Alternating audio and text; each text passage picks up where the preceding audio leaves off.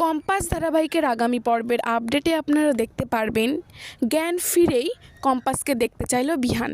আমরা দেখতে পারবো কম্পাসের দাদু কিন্তু কম্পাসকে ফাঁসিয়ে দিয়ে জেলে পাঠিয়ে দিয়েছে। এদিকে বিহানের অবস্থা কিন্তু খুবই খারাপ।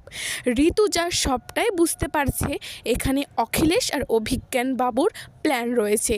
ঋতুজা কি করে বাঁচাবে এখন কম্পাসকে সেটা এখন দেখার বিষয়। অন্যদিকে দেখব বিহান কিন্তু মৃত্যুর সঙ্গে লড়াই করছে। কম্পাস বিহানের জন্য কাতর অবস্থায় রয়েছে। কম্পাস কিন্তু বিহানকে সত্যি করেই ভালোবেসে ফেলেছে। বিহানের এই অবস্থার কথা শুনে মোনালিসা কি করবে? মোনালিসা কি অভিজ্ঞান মানে তার দাদুকেই দোষারোপ করবে? তোমাদের কি মনে হয়? এবার আমরা দেখতে পারবো বিহানের জ্ঞান ফিরতেই বিহান কিন্তু কম্পাসকে দেখবার জন্য ছটফট করে, যা কিন্তু মোনালিসা মেনে নিতে পারে না। তাহলে কি এবার বিহানের জন্যই অখিলেশ কম্পাসকে জেল থেকে ছাড়িয়ে এনে বিহানের সামনে রাখবে? আপনাদের কি মত অবশ্যই জানাতে পারেন।